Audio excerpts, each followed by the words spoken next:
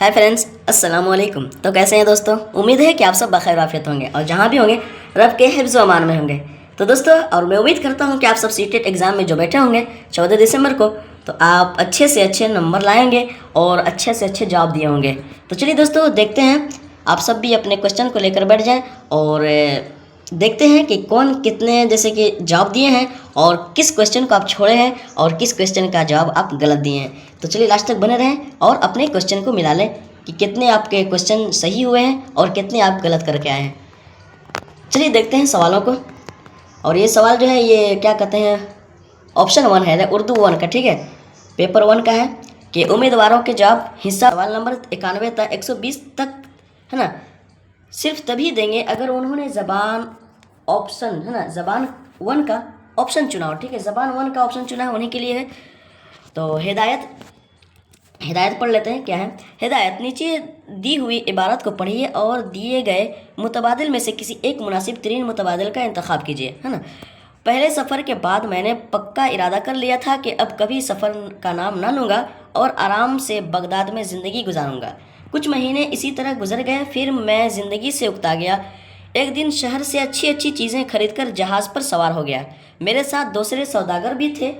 हम कई दिन तक समंदर में सफ़र करते रहे। वहाँ अगर कोई अजीब व गरीब चीज़ मिल जाती तो उसे सस्ते दामों खरीदते और दूसरे शहर में उसकी भारी कीमत वसूल करते। इस तरह मुझे और मेरे साथियों को इस सफ़र में बहुत मुनाफे हुआ। अब चलिए देखते हैं सवालों को, है ना। सवाल नंबर 91 पूछा गया कि दूसरे शहर में जाकर चीज़ों की कैसी कीमत वसूल करते थे, है ना। दूसरे शहर में जाकर चीज़ों की कैसी कीमत वसूल करते थे। ऑप्शन 1 जैसे तैसे करके माल को बेच देते थे। ऑप्शन 2 अच्छे दाम वसूल करते थे। ऑप्शन 3 सस्ते दाम वसूल करते थे।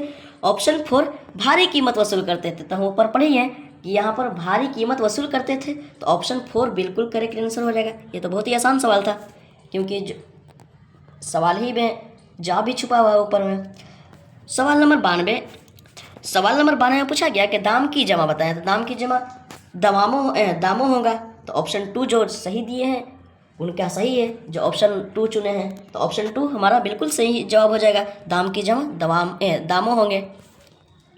और सवाल नंबर 93 इसमें पूछा गया कि एक दिन उसने शहर जाकर क्या खरीदा। यह भी आसान सवाल है, ऊपर तो पढ़ ही चुके हैं कि एक दिन उसने शहर जाकर क्या खरीदा। तो उसने कीमती जेवरात तो नहीं खरीदे, बल्कि नायाब हीरे भी नहीं खरीदे, कीमती बर्तन भी नहीं खरीदे। तो क्या खरीदे थे? अच्छी अच्छी चीज़ें खरीदे थे। ठीक है, अच्छी अच्छी चीज़ें खरीदे थे। तो ऑप्शन 1 बिल्कुल करेक्ट आंसर हो जाएगा सवाल नंबर 93 का। सवाल नंबर 94 इसमें पूछा गया कि मुसन्निफ़ और उसके साथियों से इस सफ़र में क्या मिला। मुसन्निफ़ और उसके साथियों से इस सफ़र में क्या मिला। ऑप्शन 1 अच्छा तजर्बा हुआ। ऑप्शन 2 बहुत मुनाफे हुआ, बहुत नुकसान हुआ, बहुत तल्ख तजर्बा हुआ। तो यहाँ पर बहुत मुनाफे हुआ। ठीक है, ये मुसन्निफ़ जो थे और जो सफ़र में थे तो उनको बहुत मुनाफे हुआ। तो ऑप्शन 2 जो लगाए होंगे बहुत ही अच्छा क्वेश्चन का आंसर दिए होंगे क्योंकि ऑप्शन 2 होगा, बहुत मुनाफे हुआ। ठीक है। सवाल नंबर 95 में पूछा गया कि समंदर में सफ़र करते हुए अजीब व गरीब चीज़ मिल जाती तो उसे कैसे दामों खरीद लेते थे। यानी कि समंदर में सफ़र करते हुए अजीब व गरीब चीज़ मिल जाती तो उसे कैसे दामों में खरीदते थे। ठीक है, ऑप्शन 1 बहुत ही कम दामों में, तो नहीं, यह भी नहीं हो सकता। और सस्ते दामों में खरीद लेते थे, है ना। तो यही ऑप्शन 2 बिल्कुल करेक्ट आंसर होगा क्योंकि सस्ते दामों पर खरीद लेते थे। ये महंगे दामों पर खरीदते थे तो नहीं, इसे तो नफ़ा नहीं बल्कि नुकसान ही होगा। मुनासिब दामों पर खरीदते थे तो यह भी नहीं, तो फिर फ़ायदा नहीं होगा। तो ये सस्ते दामों पर खरीद लेते थे। तो हमारा ऑप्शन 2 जो ऑप्शन 2 लगाए हैं उनका बहुत ही करेक्ट आंसर आया होगा और बहुत ही एक अच्छा जवाब देकर आए हैं। ठीक है, कि सस्ते दामों खरीद लेते थे। अब चलें सवाल नंबर कितना 95 है ना। तो 95 के बाद 96 को देखते हैं। ये वही वाला सवाल है, डबल कॉपी हो गई है,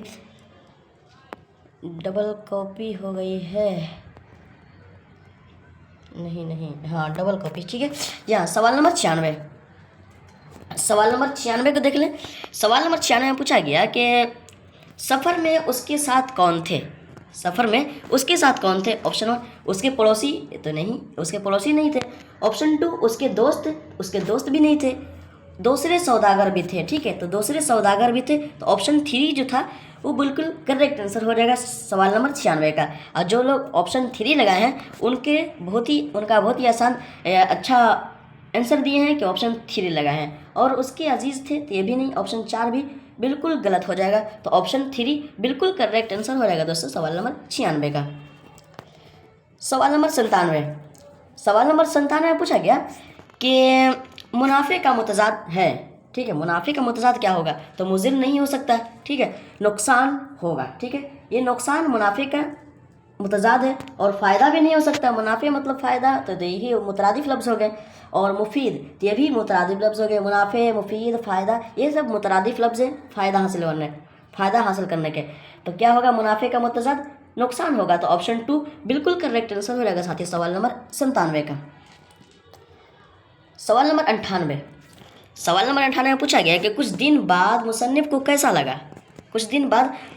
कैसा लगा? ऑप्शन 1 वो एक जगह रहते रहते थक गया था। ऑप्शन 2 वो बहुत उदास हो गया था। ऑप्शन 3 वो ज़िंदगी से उकता गया था। ऑप्शन 4 उसको आराम से रहना अच्छा नहीं लगा। तो दोस्तों सवाल नंबर 98 का जो क्वेश्चन जो है, तो इसमें आंसर जो किए हैं, जो सवाल नंबर 98 का ऑप्शन 3 जो चुने होंगे उनका जवाब बहुत ही अच्छा गया।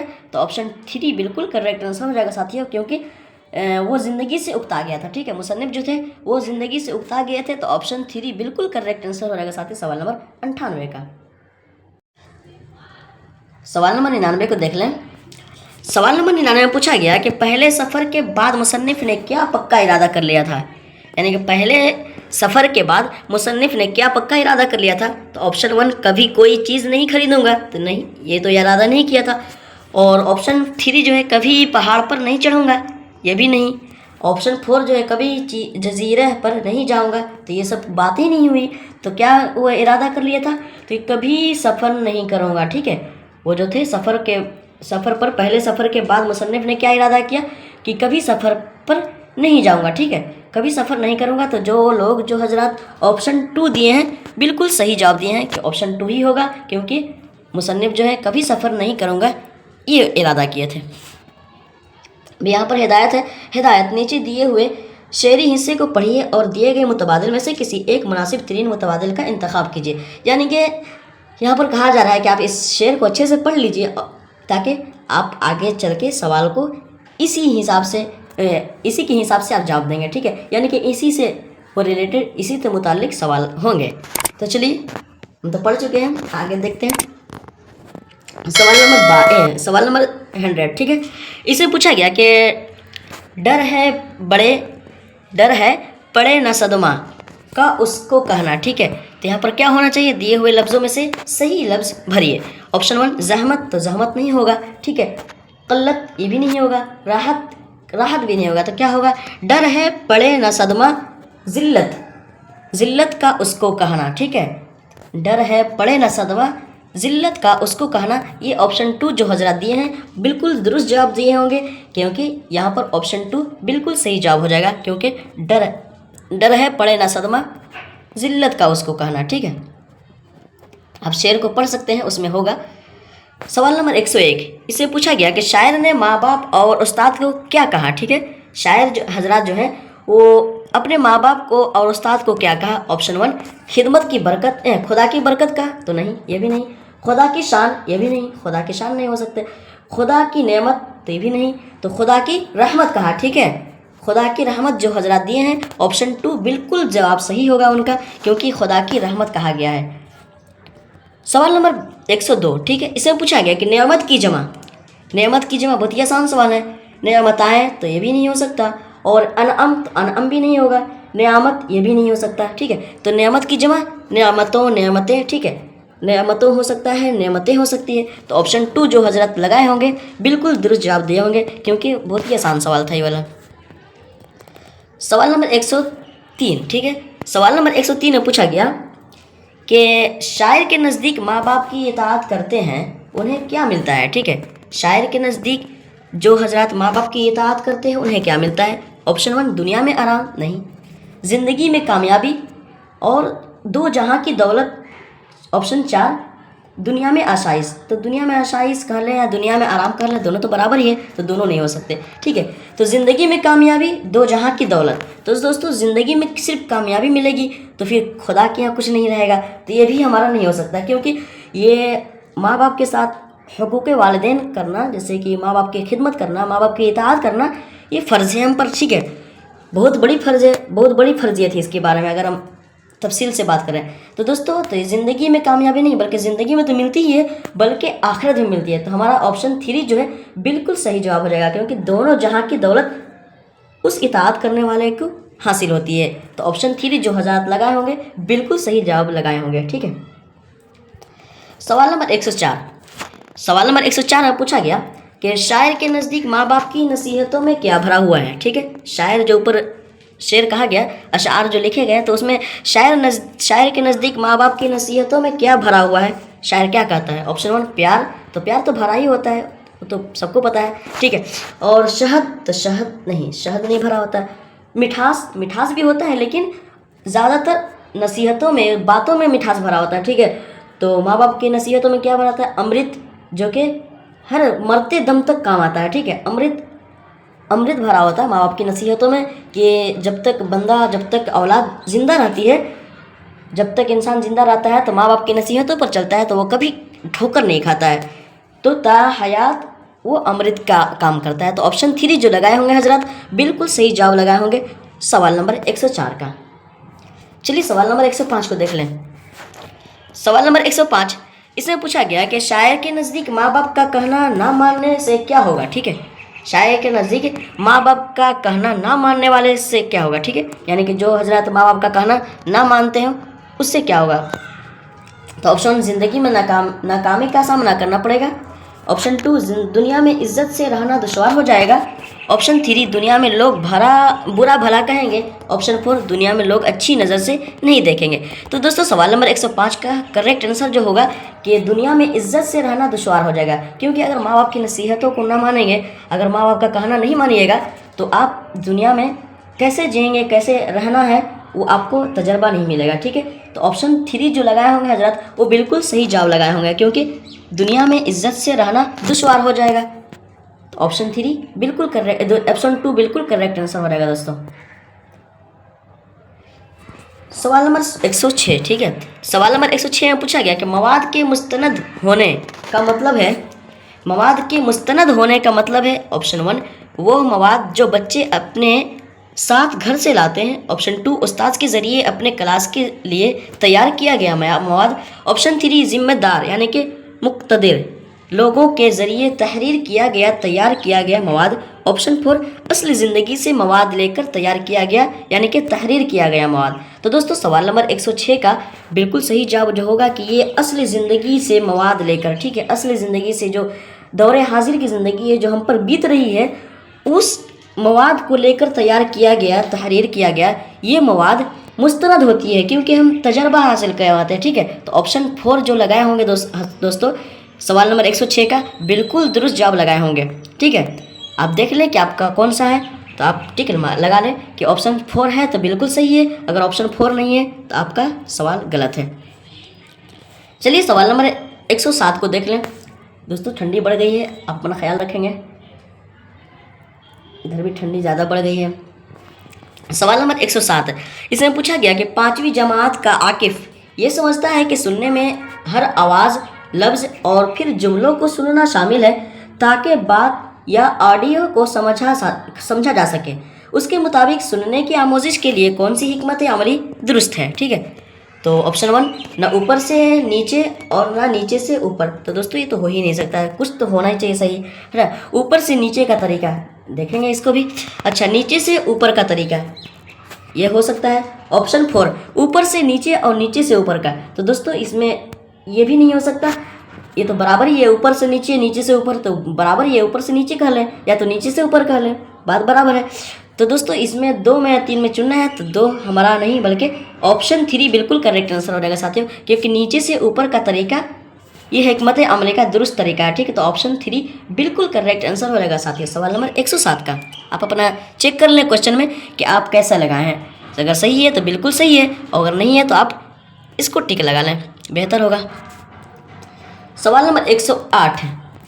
सवाल नंबर 108 में पूछा गया कि ज़बान की आमोजिश में कुल महारत क्या है, यानी कि ज़बान की आमोजिश में कुल महारत क्या है। ये आमोजिश है ना दोस्तों, ये आमोजिश जो है, आमोजिश ये फारसी लफ्ज़ है, इसका मतलब होता है मिलाना, ठीक है। ज़बान की आमोजिश यानी कि ज़बान की मिलान में मिलावट में कुल महारत क्या है। ऑप्शन 1 ये समझना कि तमाम इंसानों के पास कई ज़बानों का निज़ाम होता है। ऑप्शन 2 ज़बान को एक निज़ाम अमली की हैसियत से समझना और इतलाक़ करना। ऑप्शन 3 ज़बान को कवायद के एक निज़ाम की हैसियत से समझना और इतलाक़ करना। ऑप्शन 4 हर ज़बान को एक आम साख्तियाती निज़ाम की हैसियत से समझना। तो दोस्तों ये तो हो नहीं सकता, बल्कि ज़बान को एक निज़ाम अमली की हैसियत से समझना और इतलाक़ करना। तो ऑप्शन 2 जो हजरात लगाए होंगे बिल्कुल सही जवाब लगाए होंगे दोस्तों। सवाल नंबर 108 का 2 हमारा बिल्कुल दुरुस्त जवाब हो जाएगा साथियों। अगर आप उल्टा लगाए होंगे, गलत लगाए हैं, तो ज़रूर आप इसको टिक लगा लें। चलिए सवाल नंबर 109 को देख लें। सवाल नंबर 109, इसको थोड़ा छोटा कर लें, उम्मीद है कि आप सबको दिखता होगा। सवाल नंबर 109 इसमें पूछा गया कि यहाँ पर कुछ मतन बयानात दर्ज किए जा रहे हैं, मालूम कीजिए कि ये मतन ज़बान की मखसूस किस्म की नुमाइंदगी कर रहा है, ठीक है। दस्तूर हिंद के मुताबिक हर इंसान बराबर है। उसका मतलब है कि मुल्क का हर शहरी मर्द ज़न, मज़हब, अक़ीदा, इलाका, खित्ता, तालीमी और माशी पस मंज़र से कतई नज़र बराबर है। उसका मतलब ये नहीं कि समाज में अदम मसावात नहीं है, ये मौजूद है, लेकिन जमहूरी हिंदुस्तान में हर एक की बराबरी का उसूल तस्लीम किया जाता है। ऑप्शन साइंसी ज़बान, ऑप्शन 2 सियासी ज़बान, ऑप्शन 3 समाजियाती ज़बान, ऑप्शन 4 कानूनी ज़बान। तो दोस्तों कानूनी ज़बान नहीं हो सकता, ठीक है। ये जो हजरत लगाए होंगे थोड़ा सा गलत लगे होंगे, तो दोस्तों ये नहीं हो सकता, बल्कि ये होगा, ठीक है। ये जो समाजियाती ज़बान जो है, समाजियाती ज़बान जो है, ये बिल्कुल दुरुस्त जवाब हो जाएगा साथी। सवाल नंबर 109 का जो हजरत 109 का सवाल नंबर 109 का ऑप्शन 3 चुने हैं, बिल्कुल दुरुस्त चुने हैं। और अगर आप इसके अलावा चुने हैं तो आपके सवाल का जवाब जो है गलत है। तो ऑप्शन 3 लगा लें, तो ऑप्शन 3 बिल्कुल करेक्ट आंसर हो जाएगा साथी सवाल नंबर 109 का। सवाल नंबर 110, सवाल नंबर 110 में पूछा गया कि छठी जमात का उस्ताद साबका मालूमात और पढ़े हुए मतन के तजर्बात से मरबूत करने के लिए मशक़ी सरगर्मी देता है, लेकिन मतन पढ़ाने से पहले आमोज़गारों को वो तस्वीरें देखने के लिए कहता है जो मतन के हवाले से बनी हुई है, और अपने आमोज़गारों से क्या कहता है। तो ऑप्शन 1 तस्वीरों को समझना, तो नहीं, तस्वीरों को समझना क्या है, वो तो देखा जाता है, ठीक है। तस्वीरों के ज़रिए कहानी को विजुअलाइज करना, ऑप्शन 3 तस्वीरों की तहसीन, ऑप्शन 4 पढ़ने वाले मतन के बारे में पेशगोई। तो दोस्तों पढ़ने वाले के मतन के बारे में पेशगोई नहीं, और तस्वीरों की तहसीन, तो तस्वीरों की तहसीन करके क्या फ़ायदा, तस्वीरों की मतलब कि हुस्न करके उसको संवार कर। तो दोस्तों सवाल नंबर 110 का ऑप्शन 2 बिल्कुल करेक्ट आंसर हो जाएगा, क्योंकि तस्वीरों के ज़रिए कहानी को विजुअलाइज करना ये समझाता है, ठीक है। तो ऑप्शन 2 जो हजरत लगाए होंगे एक सवाल नंबर 110 का बिल्कुल सही जवाब लगाए होंगे। अगर इसके अलावा लगाए हैं तो आप ठीक लगा लें, क्योंकि वो क्वेश्चन का सवाल नंबर 10 का वो आंसर गलत है। यहाँ पर सही जवाब होगा 110 का ऑप्शन 2, ठीक है। चलिए आगे देखते हैं। सवाल नंबर 111, सवाल नंबर 111 में पूछा गया कि आमोज़गारों की आमोजिश मुस्तकिल रिकॉर्ड जाना चाहता है, ठीक है। रिकॉर्ड जाना चाहता है, यानी कि आमोज़गारों की आमोजिश का मुस्तकिल रिकॉर्ड जाना चाहता है। ऑप्शन 1 तशख़ीसी जांच, ऑप्शन 2 पोर्टफोलियो, ऑप्शन 3 मुसलसल और जामे अंदाज़े कदर, ऑप्शन 4 महारत का अंदाज़ा कदर। तो दोस्तों सवाल नंबर 111 का बिल्कुल सही जवाब होगा कि हमारे भाईजान जो है लगाए हैं क्या, ऑप्शन 2। तो ये ऑप्शन 2 जो है बिल्कुल सही जवाब होगा दोस्तों, क्योंकि पोर्टफोलियो जो है ये आमोज़गारों की आमोजिश का मुस्तकिल रिकॉर्ड जाना चाहता है। तो ऑप्शन 2 जो हजरत लगाए हैं बिल्कुल सही जवाब लगाए हैं। सवाल नंबर 112, सवाल नंबर 112 में पूछा गया कि दर्ज झेल में से कौन वसूल महारतों में से है, ठीक है। दर्ज झेल में से कौन सा वसूल महारतों में से है, ठीक है। वसूल महारतों में से, महारत बहुत ऊंचे लेवल का है। तो ऑप्शन 1 सुनना और पढ़ना, ऑप्शन 2 सुनना और लिखना, ऑप्शन 3 पढ़ना और बोलना, ऑप्शन 4 बोलना और लिखना। तो दोस्तों सवाल नंबर 12 का 112 का बिल्कुल सही जवाब होगा कि सुनना और बोलना। ठीक है, ये सुनना और पढ़ना ये उसूल जो है महारतों में से है। तो ऑप्शन 1 करेक्ट आंसर हो जाएगा दोस्तों सवाल नंबर 112 का, क्योंकि सुनना और पढ़ना जो होता है उसूल के महारतों में से होता है। यानी सवाल नंबर 113। ठीक है, सवाल नंबर 113 में देखेंगे कि बहुत से हिंदुस्तानी जो हर मुल्क को, ठीक है, बहुत से हिंदुस्तानी जो बाहर मुल्कों में नौकरी के लिए जाते हैं वो वहाँ की ज़बान सीखते हैं, इस तरकीब को क्या कहते हैं। ठीक है, यानी कि बहुत से हिंदुस्तानी हैं, आपकी नज़र में भी होंगे, आपके इलाके में भी होंगे। तो ऑप्शन 1 ये ना तो इंज़मामी है और ना ही हिदायती है, तो ऐसा नहीं हो सकता। और इंज़मामी और हिदायती तरकीब ऑप्शन 3 इंज़मामी तरकीब, तो सिर्फ इंज़मामी तरकीब नहीं और हिदायती तरकीब, तो दोस्तों हिदायती तरकीब तो दोस्तों ये हमारा बिल्कुल सही जवाब हो जाएगा दोस्तों, क्योंकि ये हिदायती तरकीब है। ठीक है, ऑप्शन 4 बिल्कुल करेक्ट आंसर हो जाएगा साथियों, क्योंकि ये हिदायती तरकीब है और ये इंज़मामी और हिदायती तरकीब नहीं होगा। ठीक है, तो ऑप्शन 4 होना चाहिए। तो ऑप्शन 4 जो हजरत लगाए हैं बिल्कुल सही जवाब लगाए हैं दोस्तों। अगर ऑप्शन 4 के अलावा है तो आपका जवाब बिल्कुल दुरुस्त नहीं है। ठीक है, तो आप भी ऑप्शन 4 लगा रहे हैं क्योंकि ये हिदायती तरकीब है।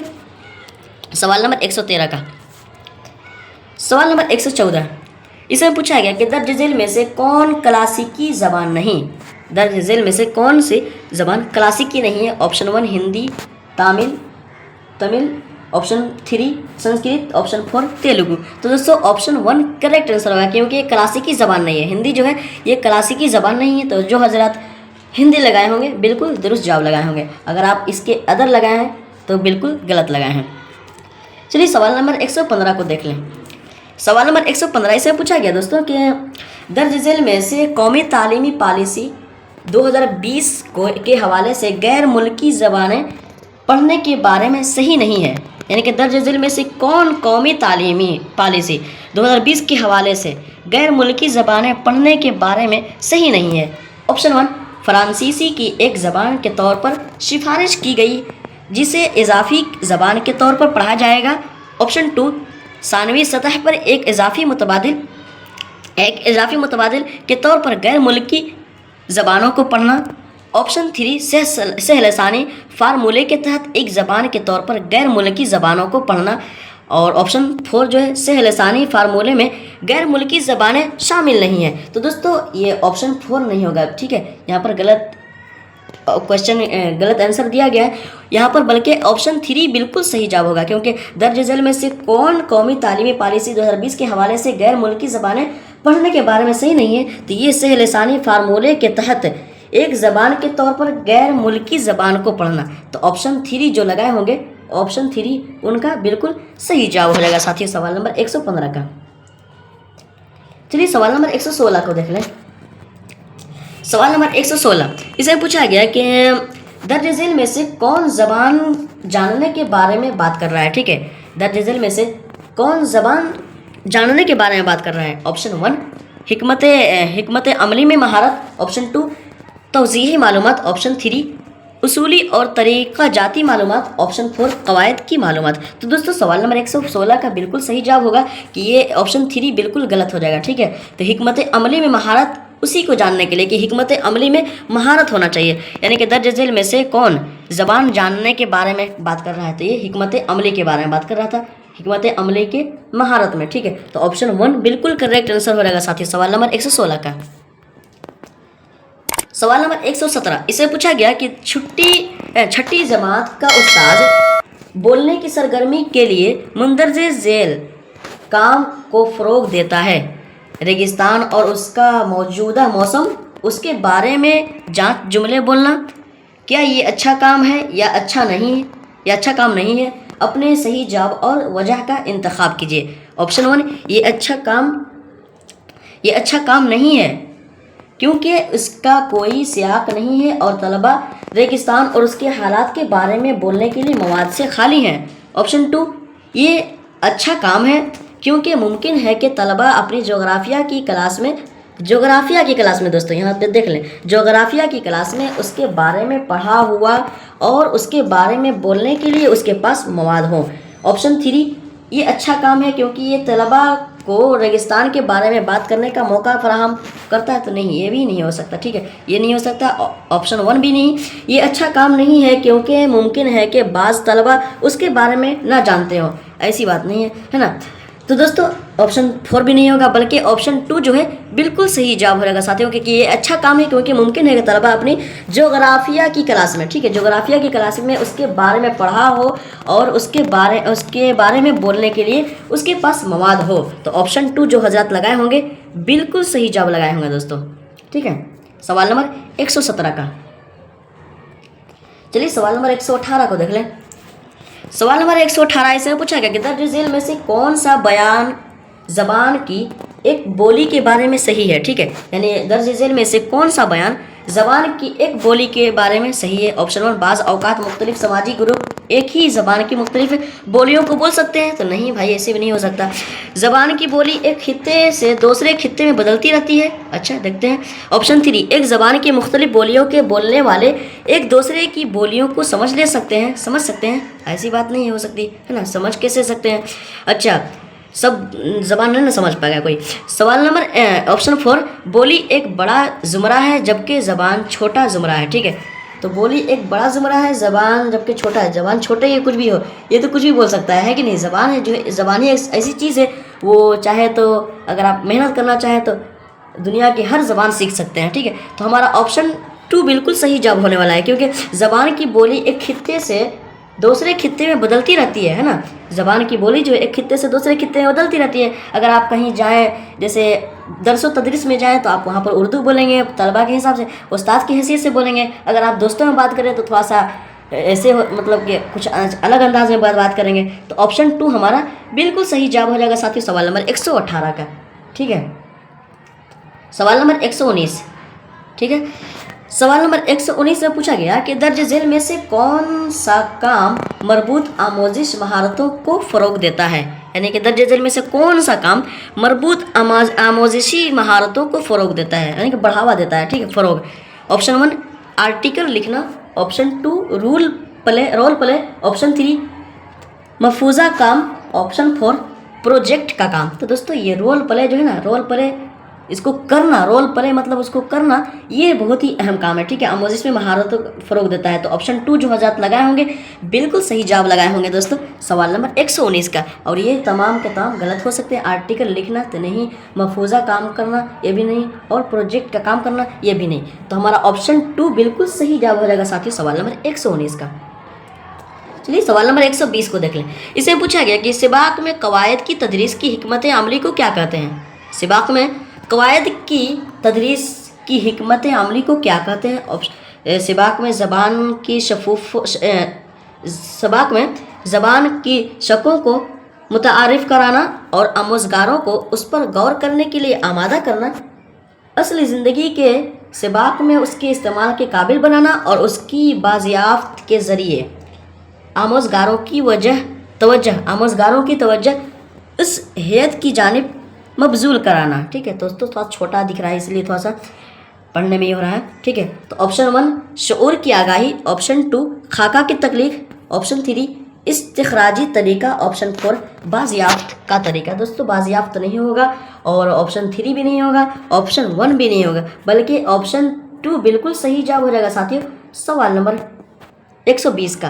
क्योंकि खाका की तख्लीक जो है ये सिबाक में कवायद की तदरीस की हिकमत अमली को क्या कहते हैं? तो ये खाका की तख्लीक कहते हैं। ठीक है, तो ऑप्शन 2 बिल्कुल सही जवाब हो जाएगा साथियों, सवाल नंबर 120 का।